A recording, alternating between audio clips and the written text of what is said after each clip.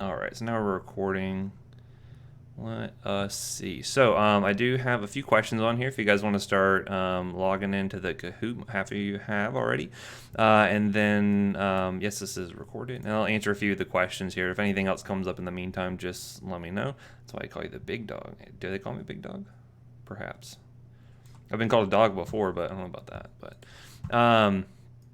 anyway, so first question here is prazosin contraindicated for an individual with hypotension? Yeah, I would certainly not recommend using that for someone with hypotension. Certainly that could make that worse. So yeah, so definitely. Let's see. Asking for a friend if a poisonous caterpillar turns into a butterfly, is it a poisonous butterfly? I don't think so. Actually, I don't know of any toxicologically significant butterflies off the top of my head, so that's all right. Let's see. Let me see here. What else we got? Maybe a dumb question, but there are a few ER drugs or drugs used in the emergency setting that's dosed based off of weight, X milligram per Y kilogram. When during an emergency situation, and how would a person be weighed? Are you just estimating in that setting? This one's tough in some situations. If it's an adult, most of the dosing is pretty well set. So, for instance, if you have an adult patient in cardiac arrest, like it's a milligram of epinephrine. Everyone gets the same dose pretty much.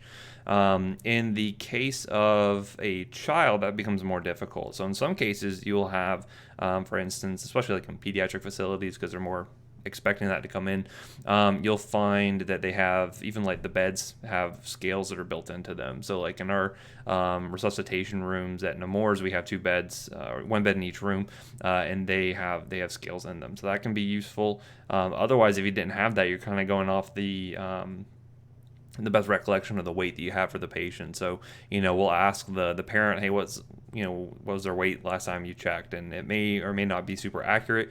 And so you just kind of got to do what you got to do in those cases there. So, okay, so if given within 8 hours of ingestion, NAC is 100% effective in treating acetaminophen overdose. Is there a reason that you would not give NAC even if there were levels were below toxic on the Rumac-Matthew nomogram?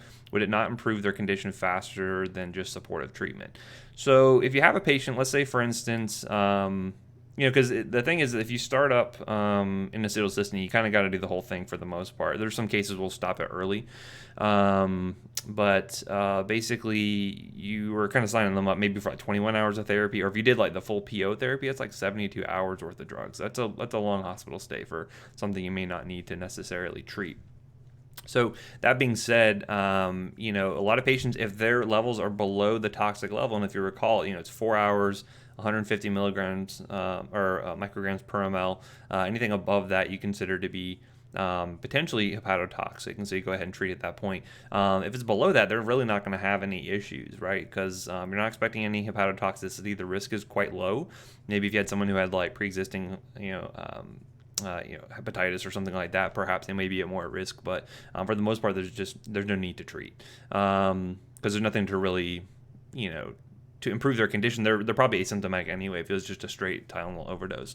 Now they could have other stuff going on too, right? So they could have oxycodone on board because it's a common co-ingestion, diphenhydramine. So you may be treating them for like the other stuff they have going on rather than just a straight Tylenol overdose. So Kylie says some of the beds in the hospital has weight measuring thing in bed too. Yeah, for sure. Okay. All right. So if there's any other questions on there, doesn't seem like it. We can go ahead and get started with our Kahoot. This will be pretty typical, I think, of what we normally do. Let's see. And so most people are logged in. Everyone can see that, okay, I hope. And we will go ahead and just get started.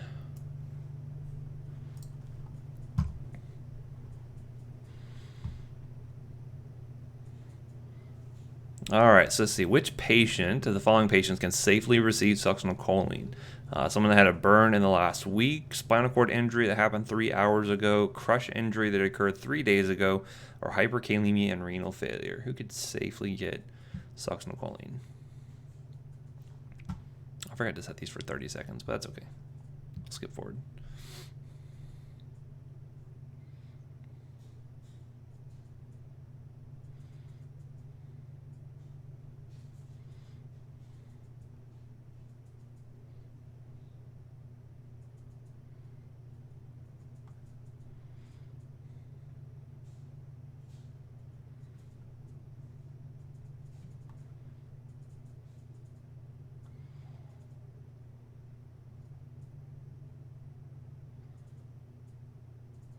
most people's answers in. All right, interesting. Got a nice little step down pattern here, right? So which of these patients can safely receive succinylcholine, right? Remember the big issue with this, that in a lot of these conditions that are listed here, they can have upregulation of those acetylcholine receptors on the neuromuscular end plate, and that can lead to a greater increase in potassium when all of those are being activated at the same time. Because remember, succinylcholine is the depolarizing neuromuscular blocker, right? So basically, you're going to have all this spillage of potassium into the bloodstream, and that can lead to arrhythmia, right? So that's the thing, we're really concerned about that. And so which kind of patients does that include? Well, that's going to be people who have like severe burns that were maybe over 72 hours old. Crush injury 3 days ago, that certainly fits the bill. And anyone who has pre-existing hyperkalemia, they're also going to be at risk. So if they have renal failure, even if I didn't know what the potassium was, I would still be very hesitant to use succinylcholine unless I absolutely knew what that potassium was beforehand. The 3 hours ago thing, though, with the spinal cord injury, that's totally fine, right? Because it takes time for those receptors to sort of upregulate. So in that case there, you'd be okay to give it, right? Now, if I were to say which of these patients can safely receive rocuronium, well, guess what? Every one of them would be correct, right? Because the fact that, there's really no contraindication there because it's a non-depolarizing blocker. They don't see that rise in potassium like you do with succinylcholine. So not really a big issue with that one. So, and if anything doesn't make sense, just go ahead and put it in the chat, or you can just speak out if you like, or anything is fine. Feel free to interrupt me if you need to. All right. Going up next, in the old, which system keeps most of its activity, but drug-drug interactions are more likely? It's kind of a weird wording, but in the pancreas, the GI tract, the kidney, or the liver. So the activity stays relatively the same, but we see a lot more drug-drug interactions. This is more like in regards to like kinetics in elderly patients.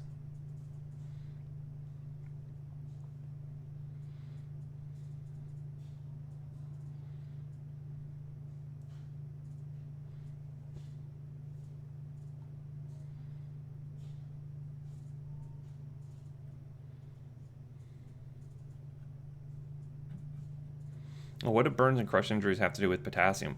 Right, so that's what we were mentioning, is that after that 72 hours or so, they also have the upregulation in those nicotinic receptors on the skeletal muscle. So just like with like Duchenne's muscular dystrophy or any kind of neuromuscular disease, crush injuries, burns, more than 72 hours old, that's when they're at kind of the greatest risk for that. Now, Emily mentioned, releasing it from damaged cells. Maybe that's where you'd see that with like rhabdomyolysis or something, or perhaps if you had like a patient who was maybe having like tumor lysis syndrome or something. There's a risk there you could see with elevated potassium levels, but that's kind of it.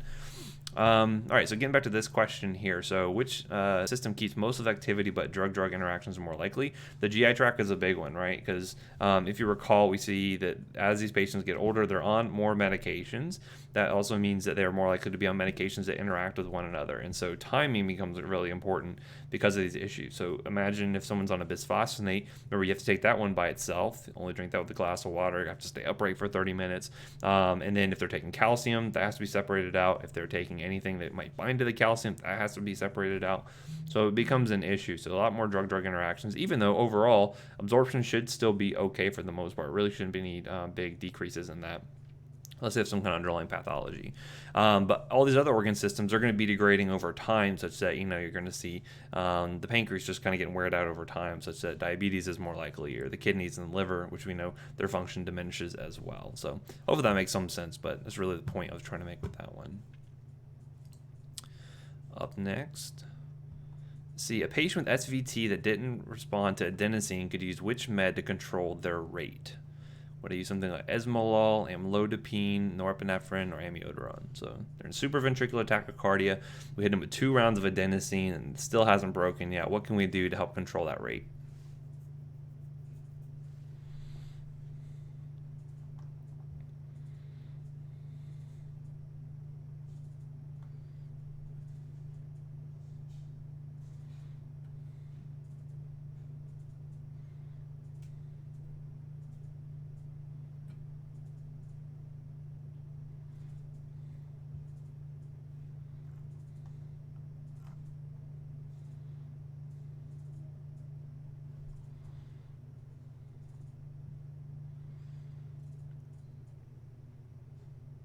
All right, let's see what we got here.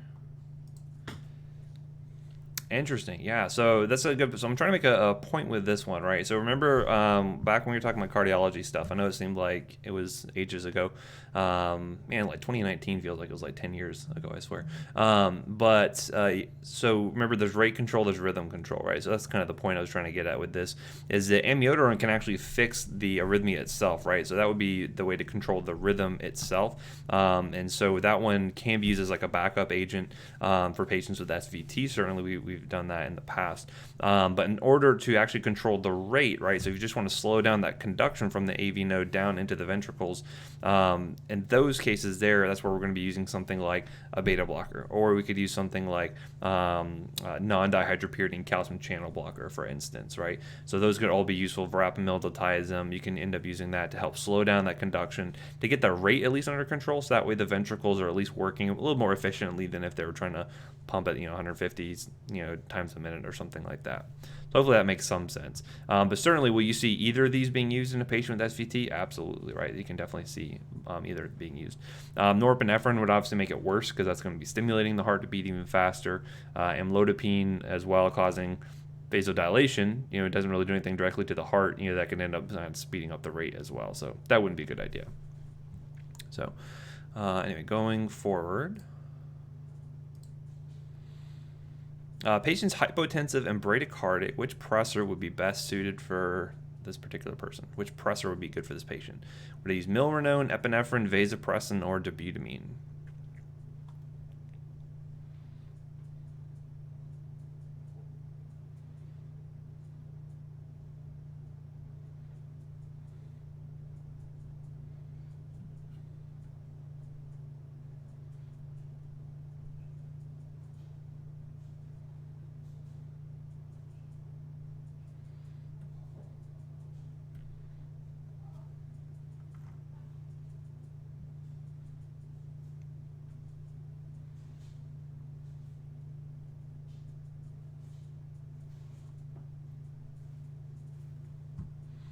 All right, let's see. Very interesting. Okay, so let's work through this one and see what we think about it. So, patients hypotensive and bradycardic. So, obviously, we want something that will both stimulate constriction of the vessels, and you also want something to help out with the cardiac output, right? Help out with the heart rate. And so, in those cases, there you want something that's going to have balanced effect between both the alpha and the beta effects. And so, something like epinephrine is good at doing that because it's going to be sort of selective in what it's hitting. It's going to hit beta 1, beta 2, alpha 1, all of that's going to be hit there, right? So walking through the ones that would not be as effective here. So things like milrinone would not be great. If you recall, things like hypotension is a common side effect there because it is a phosphodiesterase inhibitor, right? It works on that PDE3, and that causes some of the blood vessels to dilate, but it also can help out speed up contractility in the heart. And so, or increased contractility. And so that's better for someone who's like, say, they're in a CHF exacerbation, they're decompensating, and they're hypertensive, but their cardiac output was poor. That's where milrinone would really come into play there for a short course. Vasopressin wouldn't do anything for the heart rate. That would only really work for the actual blood pressure itself, because again, it's working as an antidiuretic hormone, has some pressor effects. And then dobutamine. Some people oftentimes will get this mixed up with dopamine, and so you want to make sure you keep those two straight. Dobutamine is just a beta 1 agonist, and so that would deal with the bradycardia, but it might not do a whole lot for the blood pressure necessarily. Dopamine, though, would be more balanced between the two. So that one, if I put dopamine on there, that would be reasonable. Norepinephrine would be not probably the best choice, but that could be somewhat useful as well. So hopefully that makes some sense there. All right. Dr. Golden Apple. I don't know about that. I have a shark that says so, though. Which of the following would identify a venomous snake in Florida? Red on black coloring, striped banding pattern, elliptical pupils, or a rounded head?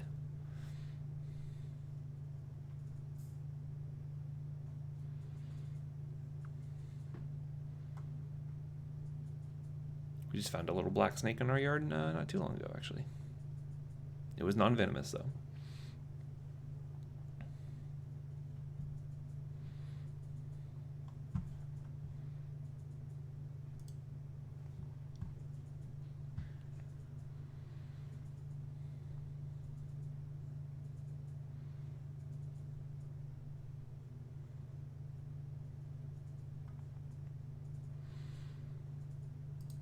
All right, what do we think? Yes, elliptical pupils. Yes, that would help you identify, not an Elapidae snake, not like no anal plate, no anal plate reference here. Yes, you're right. Well, can't put all the answer choices on there, right? But so the elliptical pupils will identify one of the Crotallidae, right? The pit vipers on there. Although if you were looking at like an eastern coral snake, they look a lot like other non-venomous snakes too, because they have the rounded head, they have the circular pupils and all of that. And just because a snake is striped, it doesn't really give you a clue as to whether or not it's going to be venomous or not. But so elliptical pupils is a good one. The big, obviously, if it's got big, huge fangs, probably going to be a venomous snake. Things like that. And on the red on black coloring, remember it's red on yellow, kilophallo, red on black, venom black. Okay. Now remember, if you ever go to South America or somewhere where they have other types of coral snakes, that coloring pattern does not hold up. So this is only for the eastern coral snakes here that we have in Florida. All right. Which of the following would not be indicated for a bite from the following snake? So we do a tetanus vaccine, rabies vaccine, crowfab, or we have the North American coral snake antivenom. Put all the snake questions together, I guess.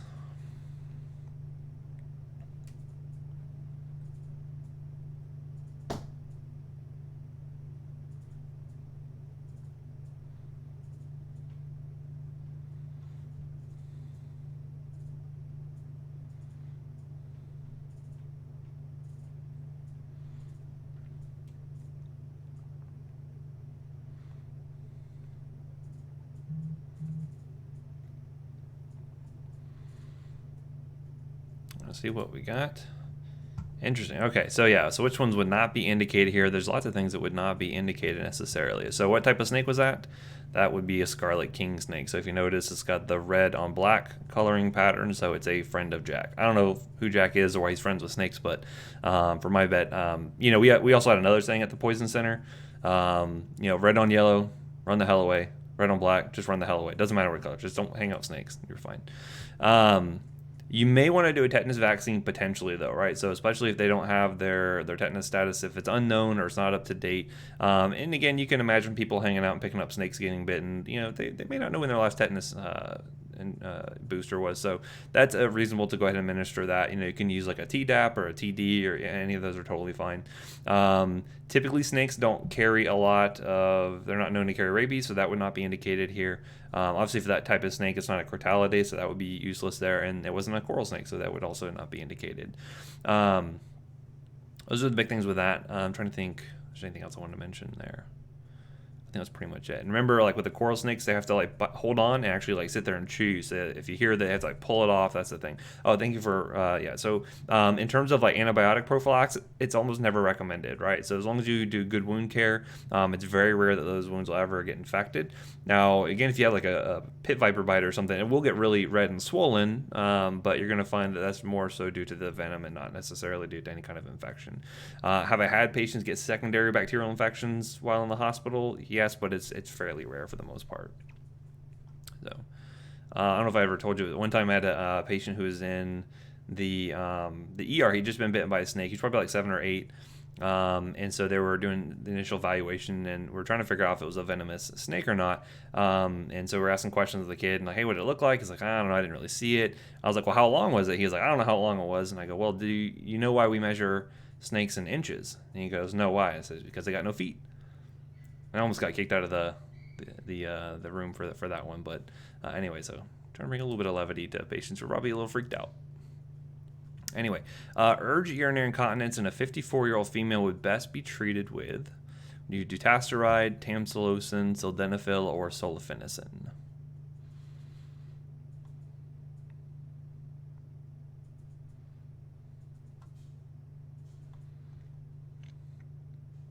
Pictures on the test. I believe I do have a few pictures. It's not going to be to identify snakes or anything like that. I'll probably just write that out in text, but you may find like the Rimbeck-Matthew nomogram shows up on there, so I would be able to sort of interpret that.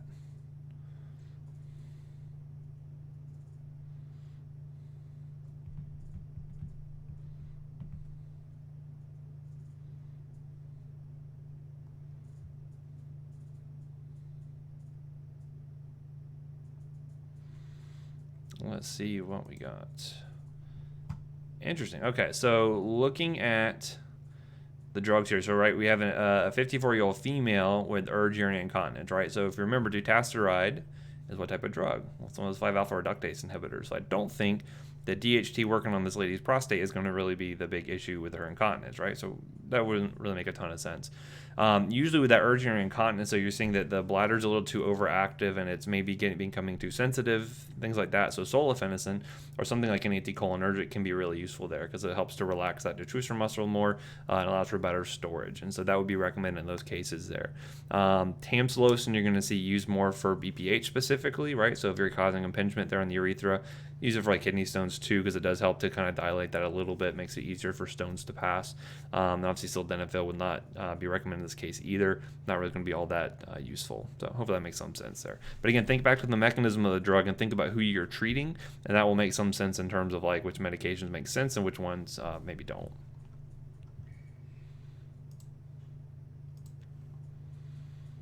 All right, what is the ratio of elemental calcium and calcium chloride versus calcium gluconate? Be 1:5, 1:3, 1:10, or 1:1?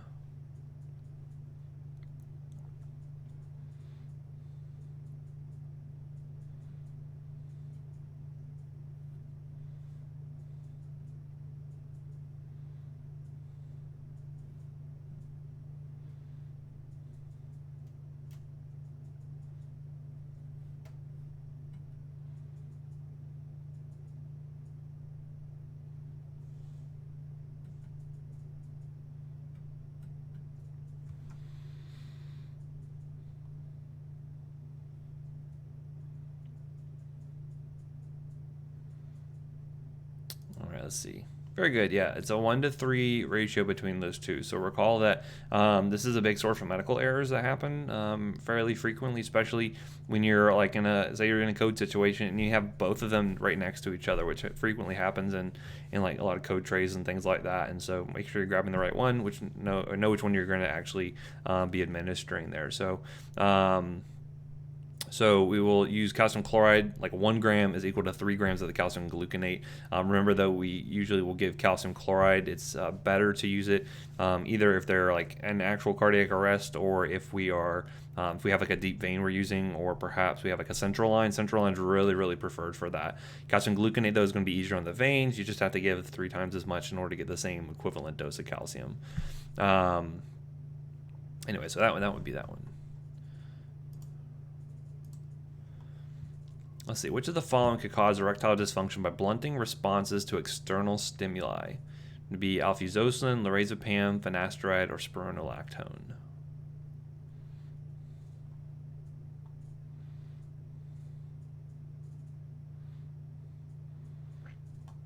It really would probably be more accurate to say sexual dysfunction rather than just strictly erectile dysfunction. But if someone was not able to respond to external stimuli, what drug could cause that?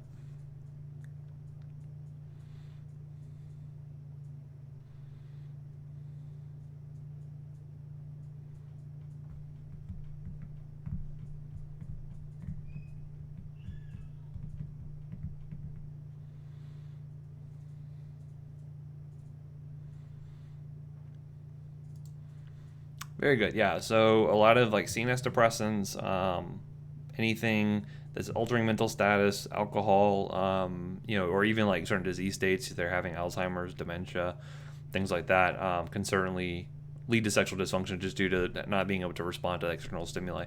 On the other hand, though, things like spironolactone and finasteride, obviously those are going to be more of an issue of decreasing androgenic activity in those male patients, right? So again, trying to look to see like what's the issue. So if their issue is they have like a decreased libido, well, it could be related to things like finasteride, spironolactone having overall decreases in androgen activity, versus alfuzosin is very unlikely to cause erectile dysfunction because remember that one is going to be quite specific, a little more specific to those alpha 1A receptors.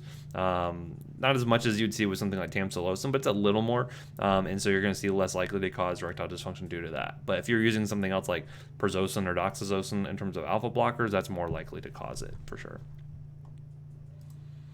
All right. Up next, a patient with a history of malignant hyperthermia can safely receive which paralytic? Rocuronium, succinylcholine, vecuronium, or cis-atracurium?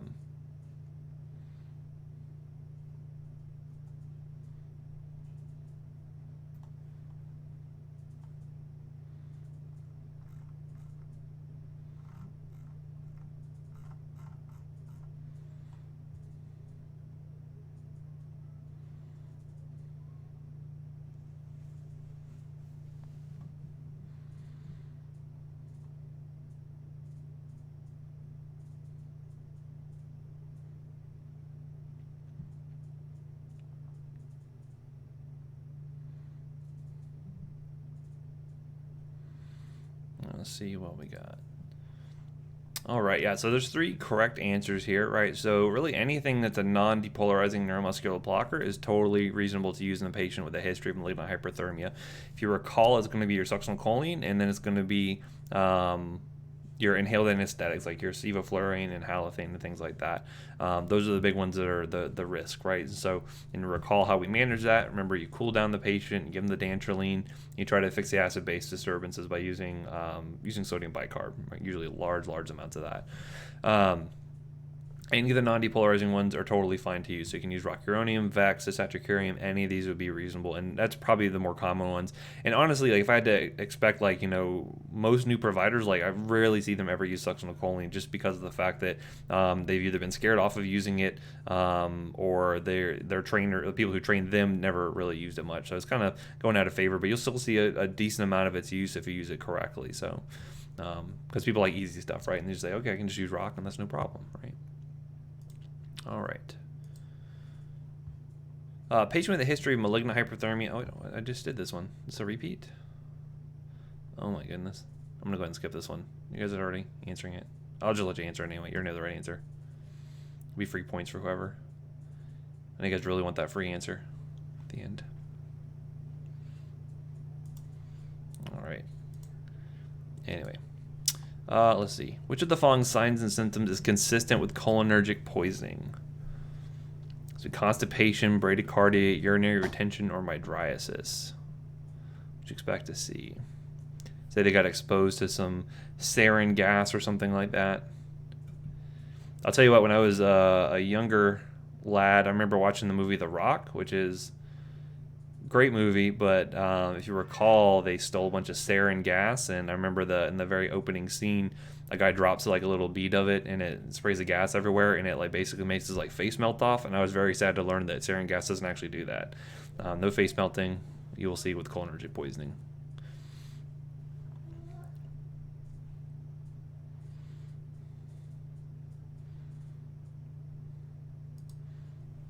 All right, very good. Yeah, so bradycardia would be most likely to occur here with cholinergic poisoning, right? So it would be very unlikely to see things like constipation and urinary retention. That's more of an anticholinergic sort of effect, and you're much more likely to see mydriasis due to anticholinergic effects as well, some pathomimetics and things like that. There's a possibility if you catch them like really early, you may see some of that, a little bit of that nicotinic effect causing some mydriasis, but it's again kind of going with like what's the most likely to happen, like bradycardia for sure, right? Just because you got more acetylcholine working on those the muscarinic receptors in the heart, and you're going to see that bradycardia, no problem. That's part of the killer bees, right? Part of the dumbbells we talked about. Okay. Which of the following is most likely adverse effect of using prazosin for BPH? Bradycardia, dizziness, gynecomastia, or testicular atrophy?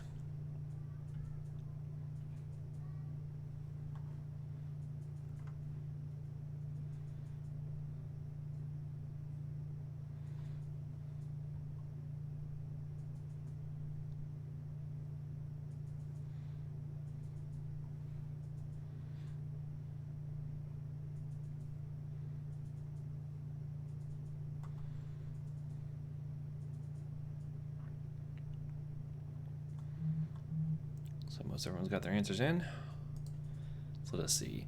Yeah, dizziness is probably going to be most likely with prazosin. So if you recall, it's an alpha blocker and cause that vasodilation. So they stand up, not going to be able to regulate that as well, and they're going to get dizzy, right?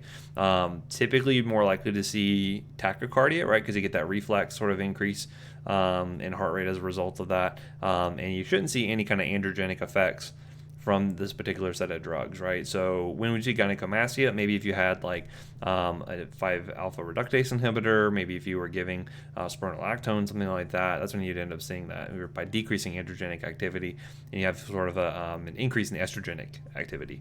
Testicular atrophy, that would really only occur if you were given exogenous testosterone, and that would be decreasing LH and FSH release, and that would cause decreased activity in the testes, and that would lead to the atrophy. See what else we got. Naloxone is to morphine as blank is to diazepam. It's a little SAT question there for you. It'd be atropine, flumazenil, physostigmine, or ethanol. So it's good to know your antidotes. What things work for what. because we don't have a ton of them, but when we do have one, it's good to know what they're used for.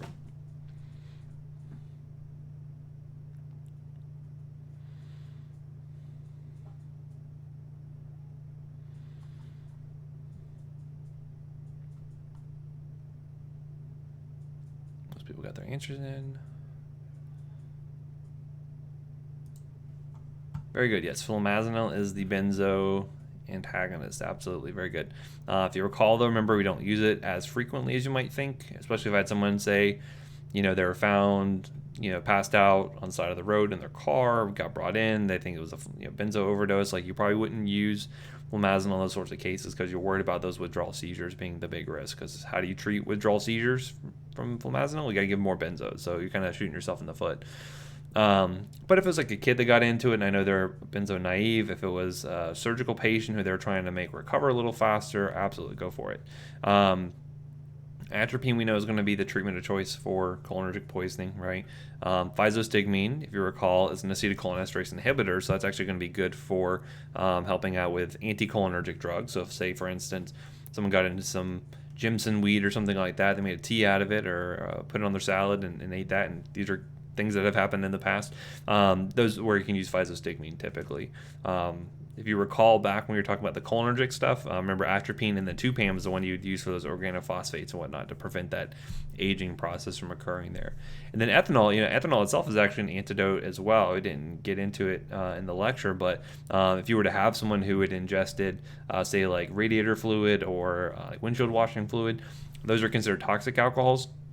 And back in the day, we used to give ethanol itself, either PO or IV drips of ethanol, and we would use that to help prevent, the metabolism of the radiator fluid and whatnot, and that would actually be the antidote there. So, again, I can go a whole hour talking about that, but ethanol itself could be an antidote potentially. All right, up next, in elderly patients, which of the following would be considered intelligent non-compliance? We talked about that a bit. So it would be forgetting doses secondary to Alzheimer's disease, if they were applying a second patch while the first patch is still attached. Kind of rhymes a bit. Taking a BID medication daily to save money, or not being able to swallow tablets due to dysphagia.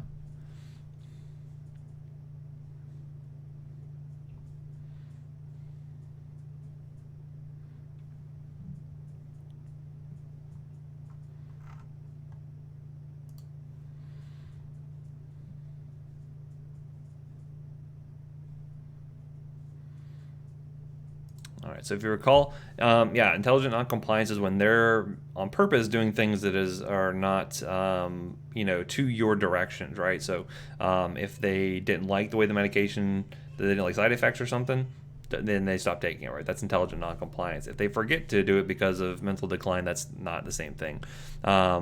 Patches can be a really big problem, especially if they're putting them on themselves, because again, they may actually put on multiple patches at the same time, and that can be an issue in terms of getting too much drug in at the same time there. So very good, yeah. Let's see. Tadalafil or Cialis is most likely associated with which characteristic? We see most likely to cause visual changes, can be used with nitrates, has the shortest duration of action, or is most likely to cause muscle aches.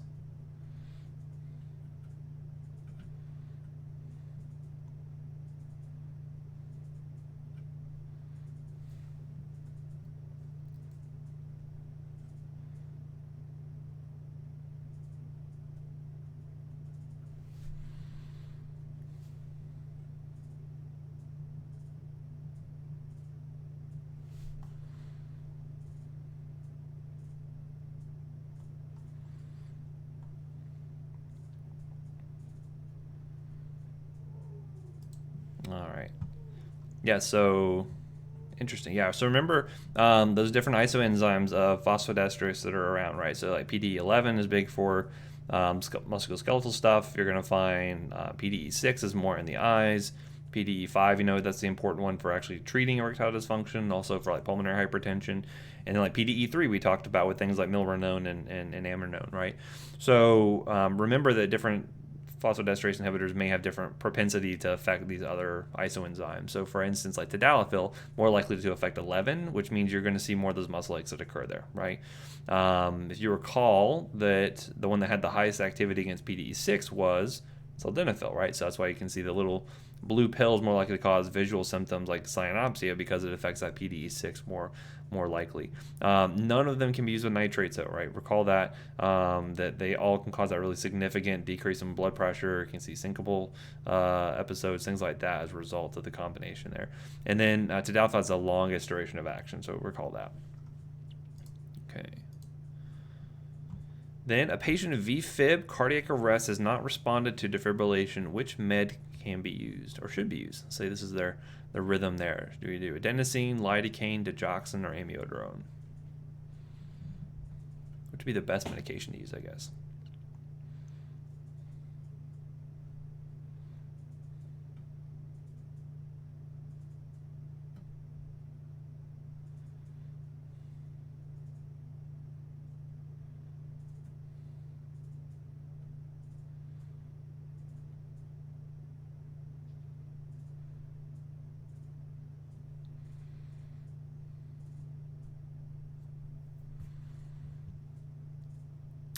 So let's see. Yes, very good. Yeah, we would do amiodarone in this case here, right? Remember that adenosine is really only good for SVT, so it's actually an arrhythmia generating in the atria, right? So adenosine only work for that. It doesn't really do anything in terms of like ventricular arrhythmias. So that would not be indicated there.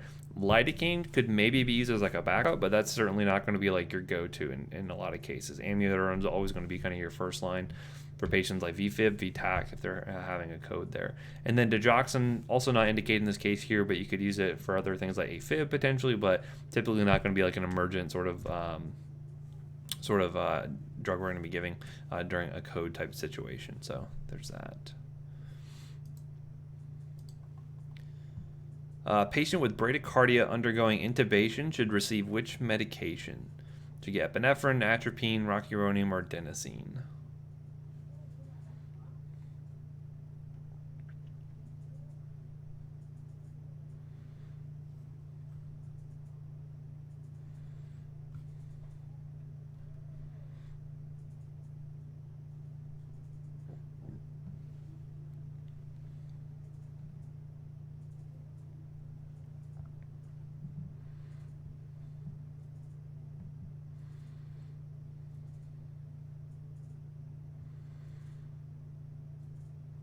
Right, and yes, we would do atropine for this one. So they may get rocuronium, but that's not going to be necessarily the drug you use, right? So thinking about this in terms of how we're doing our RSI, remember there's kind of the 3 stages for the medicines. We're going to do pre-treatment, you're going to do sedation, and then you're going to do the paralytic, right? So always want to make sure you go in that order.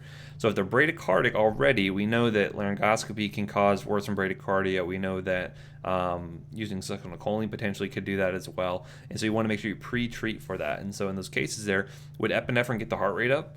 Sure, but it's not going to be the thing that's actually correcting the issue, right? Because again, if they're vagling down because of the laryngoscopy, you want to use something to block acetylcholine. So that's why you end up using atropine in those cases there. Rocuronium would have no effect on the heart rate, but it wouldn't do anything to fix it necessarily. So you would definitely you could use rocuronium, but that's not going to do anything in terms of the heart rate itself.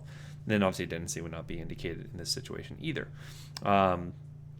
But make sure you always go in that order. Pre-treatment, if you have head injury or something, think about lidocaine being used there. Atropine if they're bradycardic, succinylcholine then you go to your sedative agent, whether it be etomidate, propofol, benzos, ketamine, whatever you're going to use. And then going down into using your paralytic, whether it be succinylcholine, rocuronium. Those are the 2 most common ones, but it could be anything else there. All right, the last question. Which of the following signs and symptoms is consistent with sympathomimetic poisoning? So constipation, urinary retention, bradycardia, or mydriasis. So let's say they got into some cocaine or some amphetamines or something like that. What do you think would be most consistent with that?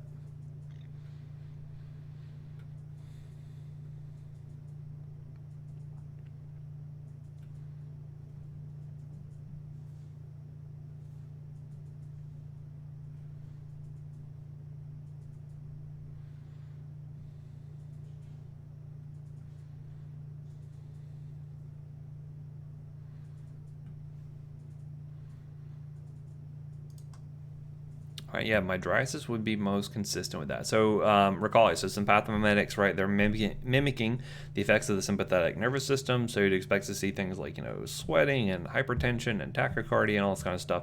The GI tract is maybe a little upregulated too. You might see a little more activity. May see some like diarrhea. May see increased bowel sounds. In terms of like urinary retention, it doesn't really happen there. That's going to be more likely seen with things like anticholinergics, right? They're not going to get constipated. They're certainly not going to be bradycardic for the most time. But my dryas is absolutely going to see that. So you can see those really big saucer looking pupils. I'll tell you that if you were to do like a light reflex test on their pupils to see if they will contract, you're more likely to see that with pathomimetics than you will anticholinergics. Anticholinergic effects tend to be a lot stronger, and so they again have a harder time accommodating and things like that, which is why they get that blind as a bad effect. So they say really mydriatic versus like if they had a cocaine exposure or something like that, you may see them be a little bit more reactive to light. You remember when I talked about the crack eye too? Remember you can see that anesthetic effect, which is kind of unique to cocaine. But all right, so let's see who the winner is. Third place we have Farm is Done. That's true. I thought it said Farm is Dumb at first, and I was like, that's not very nice. But yes, Farm is all done. Chiropode, and then Mrs. Puff. Who's Mrs. Puff?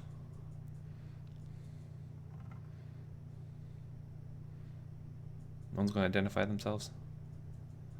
It's unfortunate. I'll have to give you your answer later on. All right. Yeah, 19. That's pretty good. Excellent. Well, I'll maybe one of you can give the answer to Mrs. Puff when they later identify themselves. But the answer for the test would have been B. So there you go. Okay. Let's see. So getting back to the sticky board and see if any questions on here. Does not look like much. Do you guys have any questions? Either you can unmute yourself and talk to me in person. It's pretty lonely over here. Or if you want to put it in the chat, that's totally fine.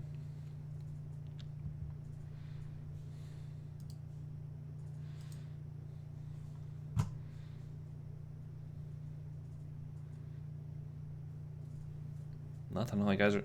Oh, go ahead.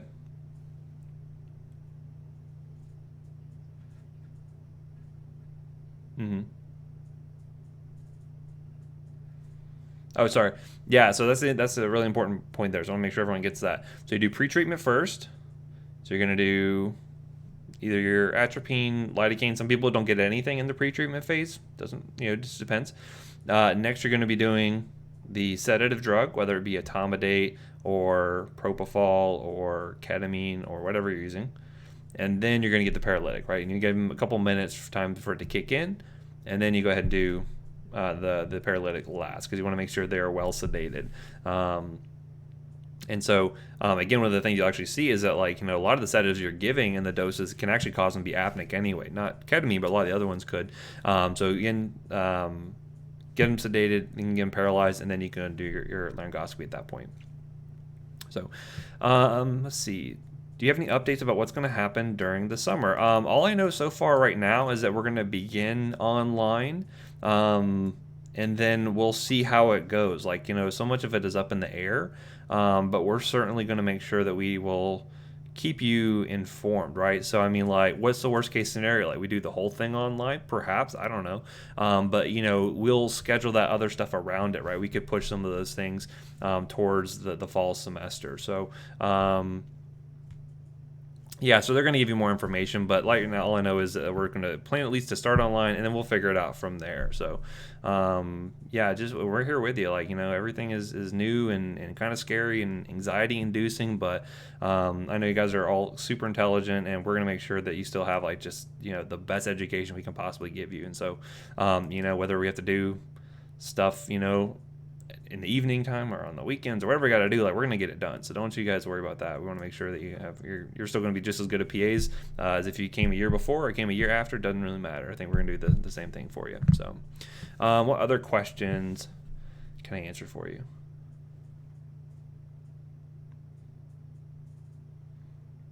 Mm-hmm.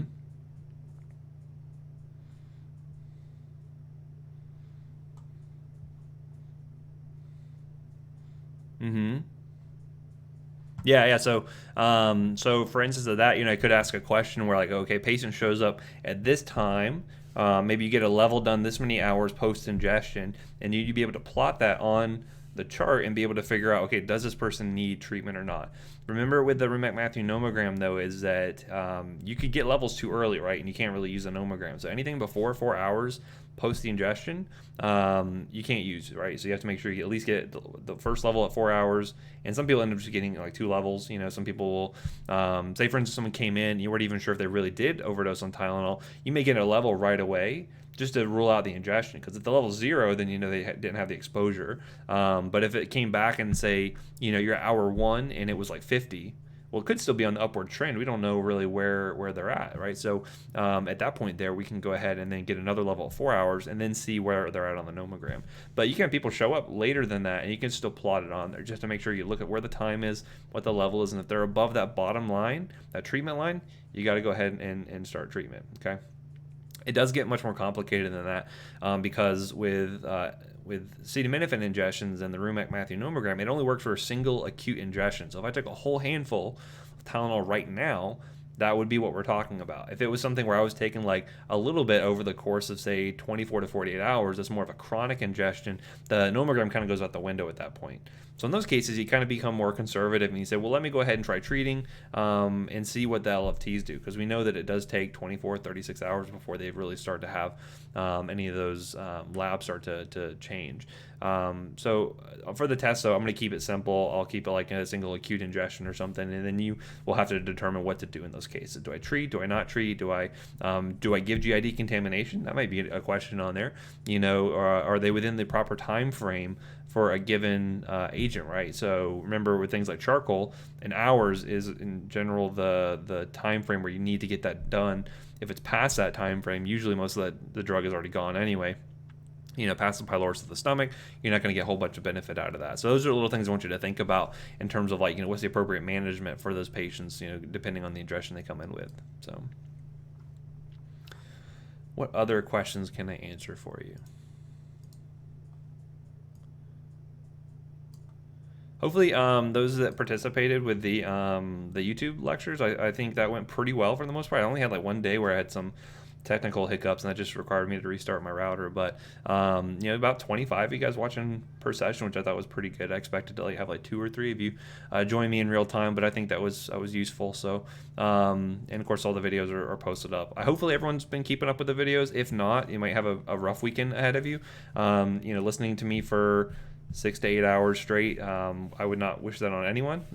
I frequently inflict that on my wife, and she's the social distancing. I mean, who knows what's going to happen? Maybe I'll get kicked out of the house before long.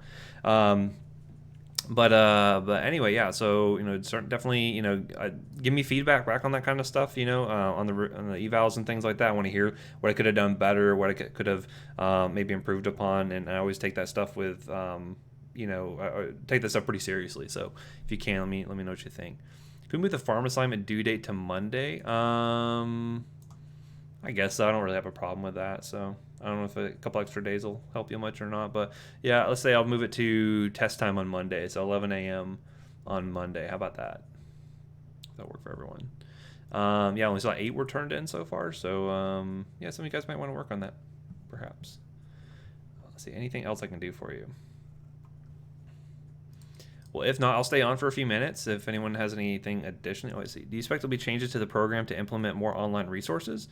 I don't know. That's a good question. I think we're trying to discover a lot of these things as we go forward. So I'm certainly learning new things. I'm learning, how to better implement some of these online courses to make sure that we keep good interaction with students and good communication strategies and things like that. So for instance, the course that I do in the summertime for you guys, the pub skills and medical research, that's almost all online, with the hybrid component of it being you guys would come and talk to me in my office frequently, about your research project ideas and things like that. So since that won't be happening, or at least at the very beginning, unless something magical happens, we get rid of all the coronavirus tomorrow or something. But we'll have to set up more online sessions and things like that. But yeah, that's certainly an interesting question. It'll be good to see kind of how we come through this in the end and see what we've learned from it. let's see, for the farm assignment 21-hour protocol, do each of those doses get their own order, or is it one continuous order? I would write it as 3 separate orders, because again, you don't want to necessarily include a bunch of complicated instructions on there for the nurse to be like, okay, change the rate at this time and do all this. Just do it as 3 separate orders, because frequently we send it as 3 separate bags to prevent issues from coming in. But this is another thing I see people screw up all the time. So this is why I kind of included it, because it's a common thing I see providers get wrong, I see nurses get wrong, pharmacists can get wrong. So that's why I wanted to put that on there.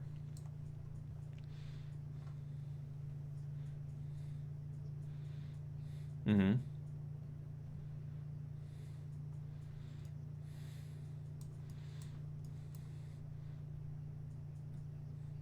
Sure. So what do you think? Right, yeah. So, I mean, those extra routes are really there for when the IV access is not available, right? So, if I have a patient who's found down at home, or actually, it's interesting. I have a pharmacy student I was talking to. They were interning at a CVS, and they actually had a lady they found passed out in her car in the parking lot, and they administered 2 doses of naloxone intranasally to, and actually helped. Actually, she recovered consciousness before 911 arrived. So, intranasal is good if you don't have that available. IM is good if you don't have IV available. But if they got an IV started, just use the IV, right? You might as well. Any other questions? So I'll stay on for a few minutes, and then you guys can hop off the call if you want. Otherwise, I will answer questions until everyone's gone. So let's see. Are we giving naloxone every time the patient's unstable from a respiratory standpoint?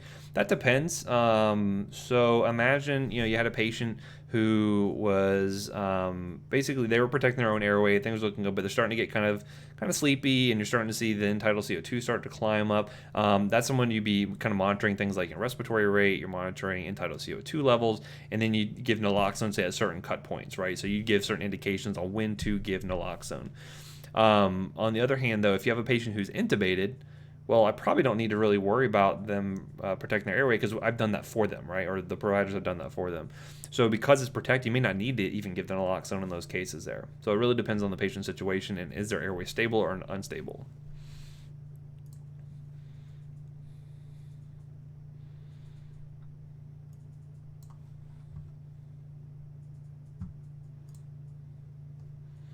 Let's see, then do we change the time of the order it's put in, or state 4 hours post first dose?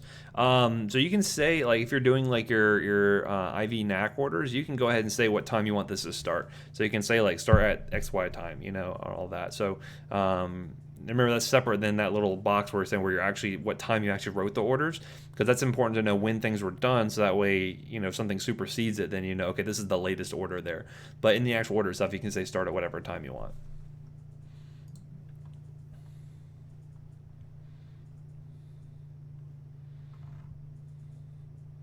Like I said, you guys are free to go if you like. I'll just be sitting here just seeing if anyone has questions. Feel free to email me over the weekend if you want. I will be available to email.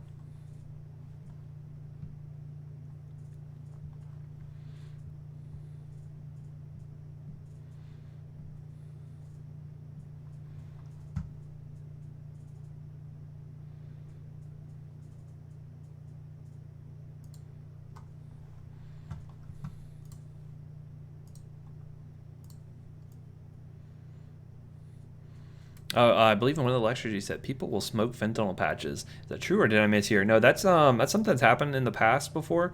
It's not super common, but the interesting thing is that it causes like really rapid knockdown effect. Basically, the patient will go apneic like almost immediately, pass out, and they're basically dead at that point, because they get such a huge amount, because those patches have a lot of drug, and when you heat them up, you get a ton in. And recall, like with fentanyl patches, anytime you apply heat, that does increase the release of the drug. So if you had someone who had like chronic back pain and they were on a fentanyl patch and they got into the jacuzzi or something, that can increase that release and lead to that respiratory depression there. But yeah, there's been some dumb cases of people that have smoked that stuff before and had a death. There's actually a kind of an interesting thing that was in Russia. This is years and years ago. But basically, there was a hostage event that was happening where these terrorists had like gotten all these people in this movie theater, I think, and they'd taken them hostage. And so the police force, they were like, well, how do we get in here to make sure that we can take out the terrorists, but we can save the hostages without accidentally shooting someone that we don't want to shoot. So they actually ended up releasing a fentanyl derivative into the AC system for the building to try to knock everyone out, and then they can go in and restrain the terrorists and get the hostages out. They ended up though killing a bunch of the hostages too, along with some of the terrorists, because the respiratory depressant effects were so strong you couldn't really regulate the dose people were receiving. So it was kind of a blunder on their end, but that was actually a fentanyl derivative that they did that with. So kind of an interesting story.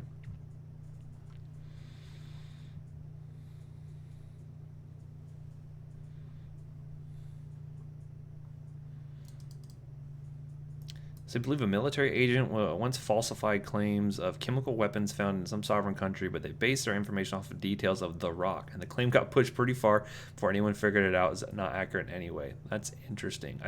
That sounds dumb enough to actually have occurred. So, yeah, very interesting.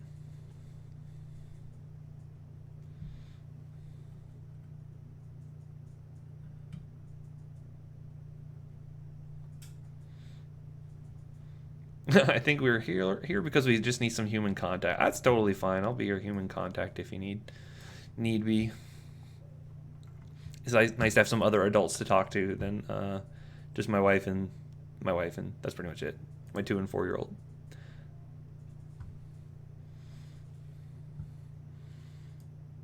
Trying to think of anything else interesting or fun happening, and there's not much out there. We could talk about Tiger King for the next hour if you like. I don't know if anyone's watched that or not, or had a chance to catch up with it, but it is pretty wild, pretty wild, and it makes me say, like, yep, those are Florida people in a lot of cases.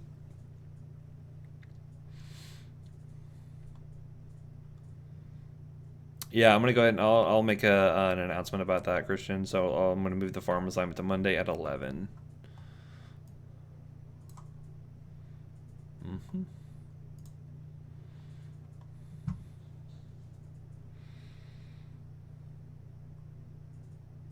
Do you own any tigers or intend to own any tigers? I found out that you can get a tiger for about $2,000, so I'm considering it. I was like, maybe I can get a small business loan.